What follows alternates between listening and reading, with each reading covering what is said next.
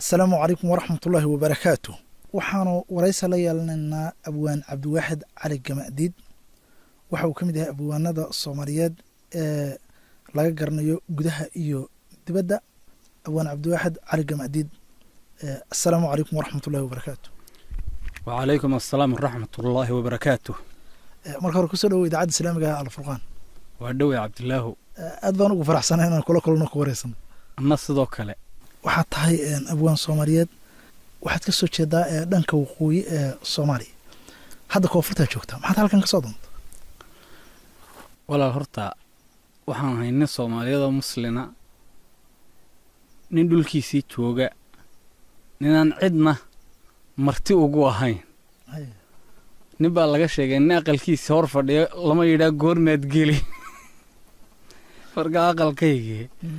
ayaan hor fadhiyaa. taasi waa taa waxa intaa ii dheer dee jihaad baanu imi, cibaadada halkan ka socota. iminka tusaalahaan adigoo salaaddii aan tukan iyad muslimiin salaada dhigtay baad heshay, dunida meeshay doonana kaga noolaadaan, kii ku xidhuun baa tee jamacaa la xidha. cibaadada halkan ka socotay ayaan la xidhay, sababtaasaananu imi. waaya abwaan cabdiwaaxid, gabayadooda horena dee waa ka muuqat in jihaadka aad jecesha. haddana waxaad tiri jihaad baan koonfurta u imi. goormaad qaadatay fikirka ah in aad jihaad oo aad jihaad u qalab qaado? timacaddaa odhan jiray anigoo sabiyo walba maxay siigaduun isku aso sita leebiya qaanso iyo saacan maanta aan joogo gabaygu way igu sugnaaba. ilaa yaridaydii fikirkani waxa weeyaan cibaadada jihaadku de waa cibaado laynagu leeyayo waan jeclaa, waa run, allah inugu sugo, maantana waan dhex jooga. marka goormeed qaadat, goormeed maarata go-aanka qaadatay ama aad inaad jihaadda ay kugu soo dhacdo? dee waxaad aragtay gabayadaydii soo 20 sannadood ku horanoo jihaad kaga hadlaya maad arag iyo wixii la halmaala. dee nin yar baan ahaa halkaasuun ka tusaale qaado. ilan waad haysaa cabdilaahu, nin sugaanta yaqaan baad tahay. maamulada Soomaaliya ka jira ee dimuqraadiga ah waxay yiraahdaan qofkii jihaad soo hadal qaada ama waa jihaada yiraahda qofka waa la marnaababi. maxaad ka leedahay adigu? dee nin baa la yidhi hebel baa ku caayayey. dee wuxuu yidhi awalba col baannu ahayn, iyagaa sheegtay inay dimuqraadiyin yihiin, dee annaguna islaamiyiin baannu nahay. labadaasina dee laba kulmaya ma aha, waa laba deradu dhex maranayso ay isugu jirto. te waa sidaa. marka waxaad leedahay colaad baa ka dhexayso war wanaagsan walba ka sugumayn. dee waa sidaa. nimankani waxa weeye nimankii nebi maxamed yidhi wa innahu la majnuun, wuu waalan yihi. waa nimankii nebi maxamed ka fakan waaye. maana ammaan ka sugaya, ammaan haddaan ka doono. laakiin kuwaasu gaalada caadiga ahay ahaayeen wixii nabi maxamed calayhi salaatu wasalaam uu ka faka waayey. haa dee kuwaniba wixii abujahal wax ku xukumayey wax ku xukumaya. sidii abujahal u dhaqmayey ayay u dhaqmayaan. wax u dhexeeyaana dee ma jiraan. hadba waad og tahay dee maamul diintii nebi maxamed ka shaqaynaysaa dee ma jiro.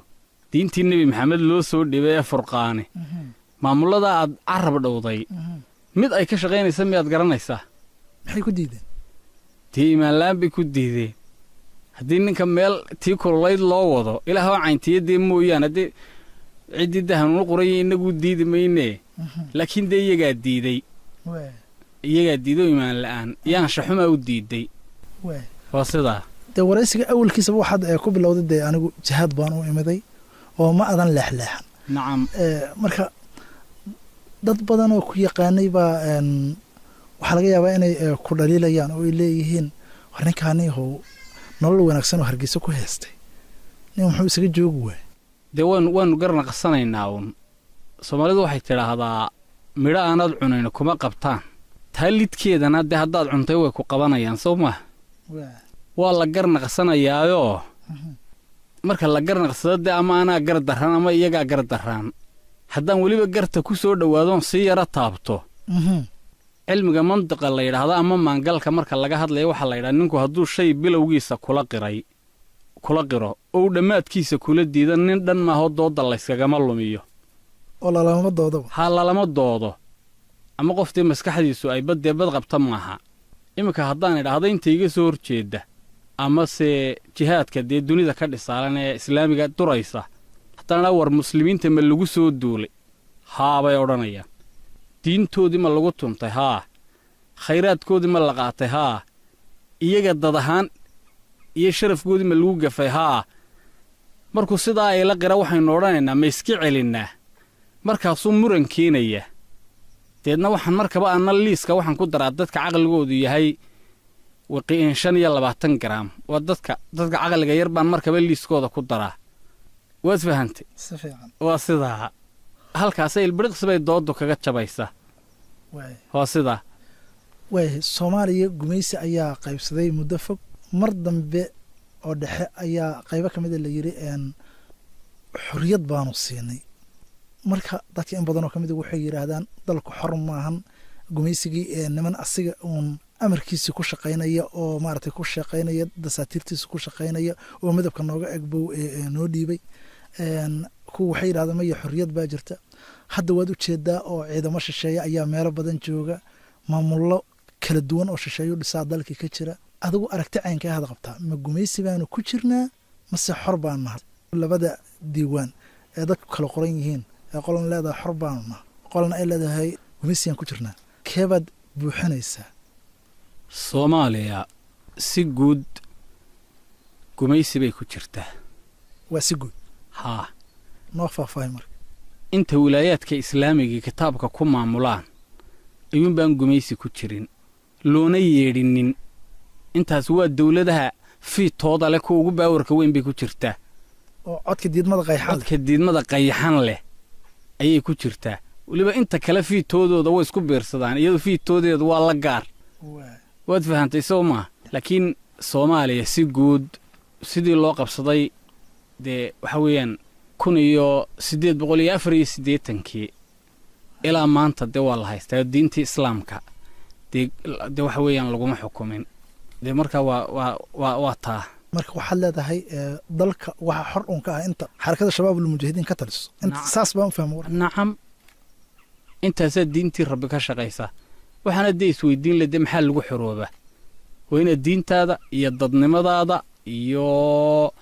dalkaaga khayraadkaaga waa inaad u madax bannaantahay dee ninka intaba loo yeedhinayee dee la xor baanay dee xaguu ku riyooday dee toos baynu leenahay dee wuu hurdahaa dee waynu soo tooso ummaddu diinteeda iyo dalkeeda iyo dadnimadeeda iyo dhaqaalaheeda midna bay u madax bannaantay 7 kilal ama 10 kilal ayaa laga dhigayo Itoobiya hoos taga maamul goboleedka wada maamul goboleedo niman siyaasiyiina oo dulliya oo dabadhilifana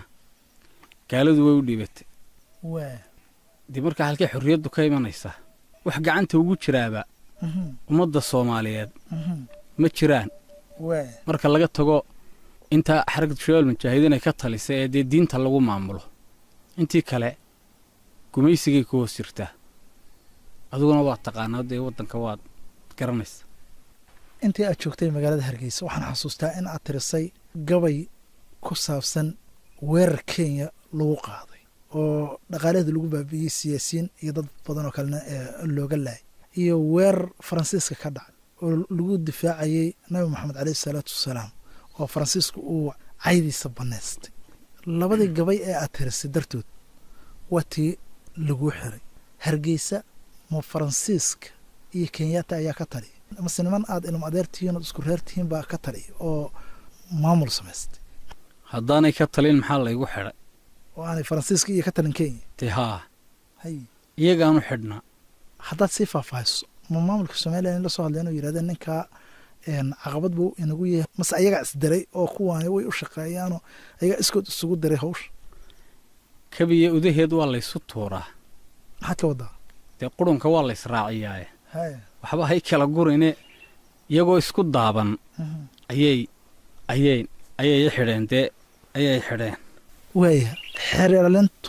maxay kugu eedeeyeen markii lagu geeyey xabsiga kolley qofka lasoo qabto waa la eedeeyaa oo waxaa la yidhaha dembigaaba gashay qaarkood waxay yidhaahdeen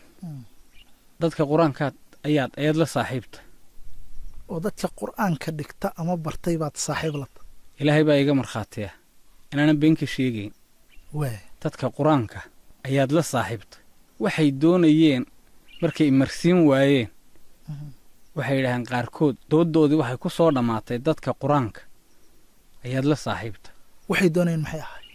dee waxay doonayeen nimay meelu cadday meeli ka madoowe wixii iyaga ka soo horjeeday wadaadoo dhanee dee dab sitaa iyo dee ciddii lay aanaynayey ayay dee iga baadhayeen anna dee waxaan ku waday geesiil buu diriraa waad fahantay maxaad ka wadaa waxaan ka wadaa ilaa ay dee soo sheengoday xilligeeda gaadha dee laysma wada keeno daahir yaa shamista waad fahantay wixii dee gabayada ka muuqday ha ka muuqdeen laakiin wax kale ma adan qaran dee haa waad fahantay waa sidaa waa sidaa wixii kale miinkaad ka cuskat dee garna way ahayd waaya puntland iyo somalilandba waa ku xireen waxa ay wax ku maamulaanna ma ahan kitaabka iyo sunnada xeerar aadanahu gacantiisa ku qoray weliba shisheeye uu qoray ayay wax ku maamulaan maxaa kuugu yaab badnaa intii maxkamadaha aad joogtay amaba lagu geynayey amaba lagu soo eedeynayay waxyaabihii igu yaabka badnaa dee xilliyadii jeelasha ayay soo mareen nooga sheekay intaa dee ay silsiladda igu jiidayeen iyo katiinadda dee dasaatiirta baadilkay wax ku xukumayaan iyo qurunka ka buuxa waxa weeyaan dee dheg muggeed ayaan ka qaadanayey il muggeed baan ku eegayey askarahoodu siday u dhaqmayaan ayaan eegayey waxay soo maray sidaan kuu sheegay qaarkooduu yidhi dadka qur-aankaad la saaxiibtay waxaan indhahayga saaray oon hebel hebel u garanayaa ninka gaashaantiiyo dhowrka xidigood sitay ee nimanka wadaadadaa ku yidhi ilaaha caabudi jirteen halkan kama taliyo waxaa ka mid ahaa ninka yidhi isna ka mid ahaa askarahooda nebi maxamed haddiina loo keena waanu silsiladaynlay waxaa ka mid ahaa jeelka hargeysa gudihiisa ninka jananka intuu kitaabka qur'aankaa sidaa u qabtay sidaa u muguujiyey maxaabiista hortooda ee yidhi kanaaba nawaalay oo dhulku ku tuuray 300 oo maxbuus baa taagnaa waayahay faransiiska maxaad ugu gabayday markuu yidhaahdeen maamulka somalilan maxaase ku jawaab garbay ahayd baan ku yidhi inaan u gabiyaa nebi maxamed bay aflagaadeeyeen kitaabka qur-aankaana qaba gabay baad sheegaysaa in la laayo deedna maxay ku yidhahdeen dee markay hadalkii joojin waayeen baan idhi gaalada yaa qareenu ah dee cidna bay yidhaahdeen dee haddaa maxay isu keenkeenay baan ku yidhi nafar shaataba lamaan hadale maxay yidhahdeen marka dee halkaasay imaanla-aantoodii ku gudhay inaga kaxeeyoo xidha bay yidhaahdeen ila iyaga wax kama go'aane raggii soo dirsaday baa yidhi halkaan noogu xidhaya waaya dadka soomaaliyeed ee xilligan jooga dhibaatooyin badan baa haysta gaar ahaan dhallinyarada qaar way tahriibayaan qaar maaragtay ciidamada shisheeye ayaa la yidhi ka barbar dagaalama qaar shaqa la-aan baa haysata maxay tahay farrinta aad guud ahaan dadka soomaaliyeed xilligan u jeedinayso halkaad leedahay ha lagu irkado ama aad leedahay ha loo jihayso dhallinyariyo waayeelba ummadda soomaaliyeed ee muslimkaa waxaan leeyahay raggii hore wuxuu odhan jiray haddaad xoolo doonaysa xamaraag joog haddaad xela doonaysana xamaraag joog haddaad xarraga doonaysana xamaraag joog taasoo looga jeedo aan uga golleeyey diinta sharaf aakhiro iyo sharaf adduunba diintay ku jirtaa ummadda muslimka ee soomaaliyeed waxaan leeyahay diintiinna u kaca u dirira u halgama dabkii baxayaa dab lagu qabsadaaye waxaan u jeeda waa garanaysaan wabilaahi tawfiiq waxaad u jeedda noo sheeg waxaan u jeedaa u jihaada diinta aynu diinteenna iyo dalkeenna iyo dadkeennaba xor u ahaano ninka soo sahmiyaahay dee dadkiisa markuu ku noqdo been uma sheego hadday meeshu ay tagaad leedahay xoolaha cunto u leedahay waa u sheegaa haddii ay abaari ka jirto ama dhibaata ka jirtana waa sheega wuxuu yidhaahdaa war waa nagaadiya u guuri mayna meeshaa maarata waxba kama jiraan adigu hadda marka waxaa timiday dhulkii shareecada islaamka lagu xukumayey maxaa yidi diilo leh ama maaragtay dadku ay ku soo hira karaan oo aad halkan ku arag dee nololiyo geeri bay isu yihiin maxaa nololiyo geeri isu ah waxaa nololiyo geeri isu ah meesha kitaabku ka shaqaynay meeshaanu ka shaqaynayn meesha kitaabku ka shaqaynayo wanaag oo dhan baa yaalla meeshaanu ka shaqaynayna xumaan oo dhan baa taalla halkan waxaad ku faraxda mooye wax dhegidiidaya ku arki mayse maxaa ka mid a waxyaabaad ku farxad ku arag waxaa ka mid a ilaahay diintiisi baa loo jihaadayaa oo waxaa laga yaabaa 24 saacadood rag dab iyo saanadle oo diinta awgeed u taagan oo u tootaysan inay indhahaagu qabtaan waxaa ka mid a dee kitaabkii oo maxakamadii ka shaqaynaya oo isagii lagu kala baxayo waxaa ka mid a xijaabka oo ay dumarkii ka siman yihiin oo ishaadaasi haweenay qaawan oo bilaa sharabaada aanay qabanayn waad fahantay sow ma adduunya ahaan iyagoo u nastay oo wixii ay haysteen adduunkooda tabcaday oo beerahooda fashay oo adduunya ahaanna looga hadhay waxbaa isugu qoofalan rabbi hawsiyaadii alla kama kala tuuree waxbaa isugu qoofalan waxaan leeyahay cidday maqlaysana halkanaa lagu nimcaystee soo raaca marka adiga taladaadu waxa weeye in soomaaliya oo idil sidaan laga dhigo oo ku dhaqanka shareecada islaamka la gaarsiiyo nacam war kale malihi taasaan leeyahay oon ku celcelinayaa oon la taagnay meeshii intaan qurbaxayo waa sidaa dadka qaar waxay leeyihiin dee abwaanku hargeysoo deganaa masaajiddu isaga cibaadaysan jiray cidna kama hor istaagi jirin miyay ku filaaweys oo maaragtay intaas ay deeqa weys nabadgelyo uu ku cibaadaysamay hargeysa ka waayay walaalo yuhuudda dhexdeeda iyo maraykankaba waa lagu tukadaa gaaladu laba wadaadoo laba xaafidul qur'aana ayay midna xarunu qur-aanka ku dhiga ka siiyeen ameerika midna ay kula dagaalamayaan soomaaliya ninka aqoongaabkeena garan maaya labadaa waxaa u dhexeeya nin diintii buu qayb ka tanaasulay nin diintii ayuu qayb ka tanaasulay ninna wuxuu yidhi xaraf ka tanaasuli maayo anugu waxaan ka mid ahay ilaahay fadligii kuwa aaminsan inaan xaraf laga tanaasulin ninkiis hortaagana halkaa sujuudda in hobiyo lagaga dhufto halkaa taasaan uga imi Hargeysa diintoo la kala dhantaalayo inay diintu wada shaqayso ayaan doonaya maamulka meesha ka jira ma u sheegtana ma tiraahdan dimuqraadiyadda iska daayo ilaahay ka cabsado shareecada islaamka wax ku maamulo muslimiin baad sheeganaysaan nimanka warkoodu waa cadi waa niman dimuqraadiyiin sayn hore u soo sheegnay waa niman warkoodu cadiye ninkuna hadduu warkiisa caddaysto dee meel loogu hagaagu leeyahy waayahay dad suugaan leeya oo waxaa jira xilliga hore ee gumaysiga caddaa jooga iyo haddeerba suugaan ku ammaanaya shisheeyaha sida ingiriiskii iyo talyaanigii xilli hore joogay maantoo ciidamo shisheeye ay muqdisho joogaan xabashida ama etoobiyaanka kuwa ammaanaya oo suugaan ku ammaanaya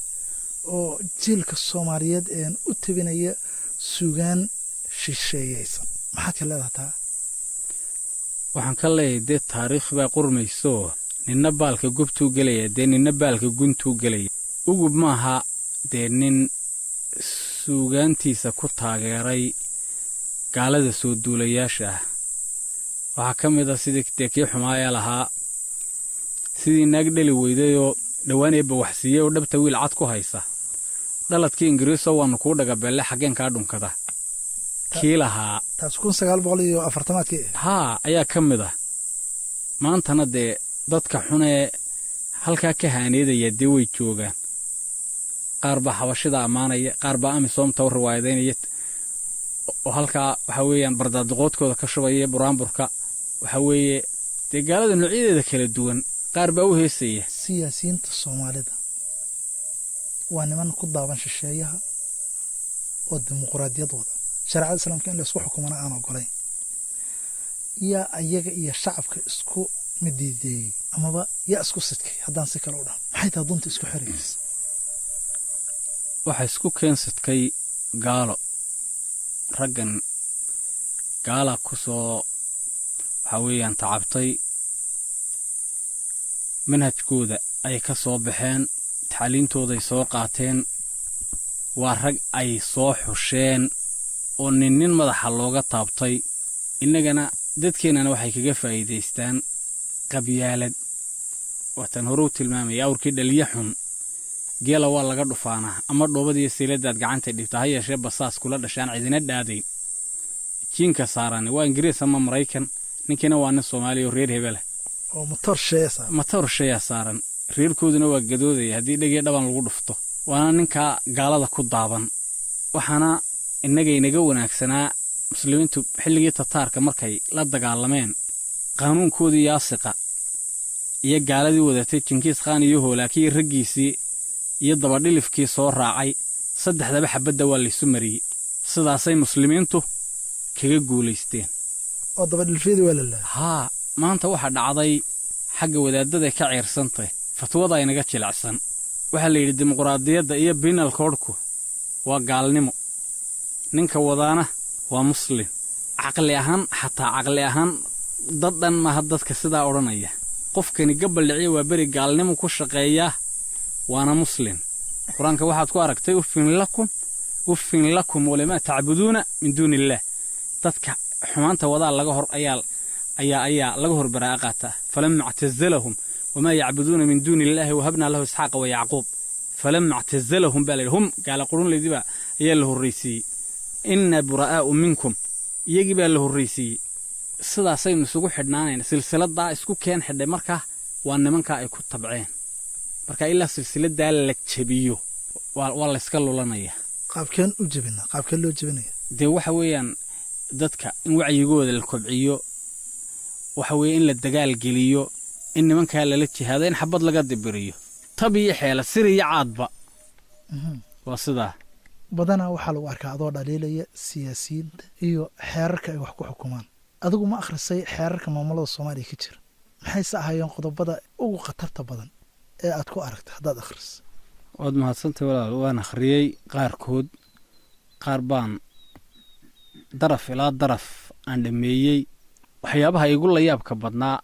aan ku arkay qodobka koobaad ee dastuurka waa waxa uu yaqaanaa baaqa jamhuuriyadda federaalka Soomaaliya bay yiraahdaan wuxuu oranayaa qodobka iyo faqradihiisa ilaahay ka sakow awoodda oo dhan waxa la shacabka waxa isweydiin leh ilaahay ka sakow yiri laakiin awoodda oo dhan waxa la shacabku awoodii madameeraha iyo fardaha isku haysteen cid baa meesha laga saarayaa cidaasi waa ilaahay way ku cadaatay Soomaha waxa ku cadaynaya qodobka 46aad oo ciwaan looga dhigay awoodda shacabka wuxuu oranayaa isxukunku wuxuu ka awoodda isxukun wuxuu ka bilaabmaa isxukunku shacabka kuna dhamaada waxay maldahayaan oo dadka kasmada gaaban ama dadka aan af Soomaali dhaariga ahayn u sugurdahayaan u sarbeebayaan ilaahay awood maamul ma leh dunidana kama taliyo mana talin karo awood maamul ma leh waa ilaah ay weey halkii ugu dambeysay ilaahay baa la caayay waayo ninka lagu yiraahdo naagtaada ku talisa ama gurigaaga kama talisid ama abaha geedka ma tago oo talada ragga waxba kuma leh wuxuu dareemayaa soo filagaadaha khatar ma si toos ah ilaahay ugu caayaya waxa igu yaab badnaa sida ay u raad gataan dadku inta badan ma yaqaaniin qodobada labaad iyo saddexaad oo kale waxay oranayaan waxaan nahay dawlad islaama oo diinta kitaabka iyo sunnaha u noqota qodobka aan soo sheegay wuu burinayaa qodobada hadalka burinaya waxa kamid ah qodobka 11aad sinaanta muwaadiniinta waxa uu yaqaaneen waxay oranayaan muwaadiniinta oo dhan iyagoon loo kala eegayn lab iyo dhadig xirfad afguri diin xaalad bulsho waxaasay tahayeen xuquuqda way u sameeyeen sharciga hortiisa waad fahanteen gaal iyo muslim baa xuquuqda u siman iyagu saasay diintooda ku yiraahdeen waad fahanteen oo xeerkooda ilaahayna wuxuu leeyahay subxaanahu wa ta'aala afanajcalu almuslimiina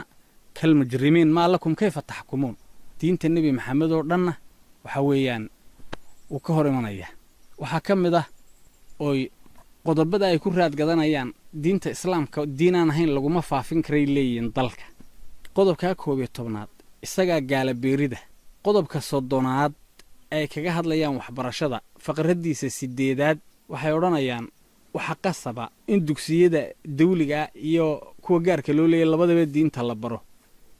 laakiin qasab kuma aha